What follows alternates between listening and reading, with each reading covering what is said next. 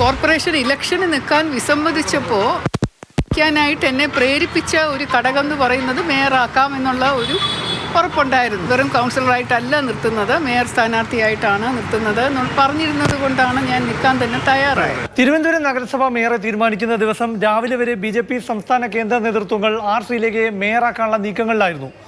RSSന്റെയും V Muralidhara പക്ഷത്തിന്റെയും നീക്കങ്ങളെ തുടർന്നാണ് VV രാജേഷിന് mayor പദം മാറിമറിഞ്ഞത്. എന്നാൽ തന്നെ മേയറാക്കാമെന്ന് പറഞ്ഞ BJP നേതൃത്വം നിർബന്ധിച്ച് കൗൺസിലറായി മത്സരിപ്പിച്ച ശേഷം അവഗണിച്ചതിലുള്ള അമർഷമാണ് ആർ ശ്രീലേഖ ഇപ്പോൾ പരസ്യമാക്കിയത്. ഞാൻ BJPയുടെ ഒരു ഉപാധ്യക്ഷയാണ് സംസ്ഥാനത്തിൻ്റെ. ഇപ്പോൾ വാർഡിലെ കൗൺസിലർ സ്ഥാനാർത്ഥികൾക്ക് വേണ്ടി പ്രവർത്തിക്കാനായിരുന്നു ഞാൻ ആഗ്രഹിച്ചിരുന്നത്. താൻ കൗൺസിലറാകാൻ ആഗ്രഹിച്ച ആളല്ലെന്ന് പറഞ്ഞ ആർ ശ്രീലേഖ തനിക്ക് അതൃപ്തിയില്ലെന്നും വിശദീകരിക്കുകയാണ്.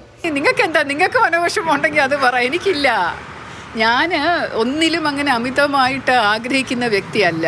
എന്നോട് പറഞ്ഞപ്പോൾ കൗൺസിലർ സ്ഥാനത്തേക്ക് മത്സരിക്കണം എന്നൊരു നിർബന്ധം ഉണ്ടായപ്പോൾ പറഞ്ഞ ഒരു ഓപ്ഷനാണ് ഇത്. ആ ഓപ്ഷൻ മാറിയത് അവസാന നിമിഷമായിരുന്നു. പക്ഷേ അതൃപ്തിയില്ലെന്ന് പറഞ്ഞുകൊണ്ട് തന്നെ ആർ ശ്രീലേഖ നടത്തിയ തുറന്നു പറച്ചിൽ BJP നേതൃത്വത്തെ വെട്ടിലാക്കിയിരിക്കുകയാണ്.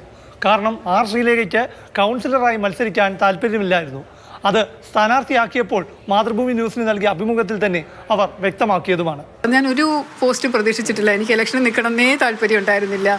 ഒരിടത്ത് നിൽക്കണമെന്നില്ല. സ്വസ്ഥമായിട്ട് വിരമിച്ച ജീവിതം, സാഹിത്യം, എൻ്റെ യൂട്യൂബ് ചാനൽ, ഇതൊക്കെയായിട്ട് ഞാൻ ഹാപ്പി ആയിരുന്നു. പക്ഷേ ഇത് ഒരു ഒഴുക്കിൽ എന്ന പോലെ വന്നു പെടുന്നതാണ് ഇത്. ഒരു BJP സംസ്ഥാന കോർ കമ്മിറ്റി അംഗമാണ് ആർ ശ്രീലേഖയെ കൗൺസിലറായി മത്സരിപ്പിക്കാനായി ചരട് വലിച്ചത്. തിരുവനന്തപുരം നഗരസഭാ ഭരണം ലഭിച്ചാൽ ആർ ശ്രീലേഖയെ മേയറാക്കുമെന്ന ഉറപ്പും നൽകിയിരുന്നു. ഇതോടെയാണ് അവർ ശാസ്തമംഗലത്ത് മത്സരിക്കാൻ സമ്മതിച്ചതും. മേയറായി ആർ ശ്രീലേഖയെ മാധ്യമങ്ങളിൽ അവതരിപ്പിക്കുകയും ചെയ്തിരുന്നു. സ്റ്റേറ്റ് ലീഡർഷിപ്പാണ് എന്നോട് പറഞ്ഞത് അങ്ങനെ ഒരു ആഗ്രഹം. ഒരു കൗൺസിലറായി മാത്രം വന്ന് നഗരസഭയിൽ ഇരിക്കുക, അങ്ങനെ ദൗത്യമായിരുന്നോ പറഞ്ഞിരുന്നത്? നിങ്ങൾക്ക് എന്താ തോന്നുന്നത്? പക്ഷേ ഭരണം കിട്ടിയ ശേഷം അവഗണിക്കപ്പെട്ടെന്ന മനോവിഷമമാണ് ആർ ശ്രീലേഖ ഇപ്പോൾ പൊട്ടിത്തെറിക്കാൻ കാരണം. ശ്രീലേഖയുടെ തുറന്നു പറച്ചിലോടെ VV രാജേഷിനെ മേയറാക്കാതിരിക്കാനുള്ള ചരടുവലി പാർട്ടിക്കുള്ളിൽ നിന്ന് തന്നെ ഉണ്ടായി എന്നതുകൂടി വ്യക്തമാകുകയാണ്. അതിനാൽ പരസ്യ വിഴുപ്പലിക്കലിന് മേയർ ഇപ്പോൾ തയ്യാറല്ല. ഞാൻ ഡീറ്റെയിൽ ആയിട്ട് ഇപ്പോൾ രാവിലെ CMൻ്റെ അപ്പോയിൻമെൻ്റ് ആയതുകൊണ്ടും ഓഫീസിൽ ഒരുപാട് പേര് കാണാൻ വന്നിരുന്നു. അതുകൊണ്ട് തന്നെ ഡീറ്റെയിലേക്ക് പോകാൻ സാധിച്ചില്ല.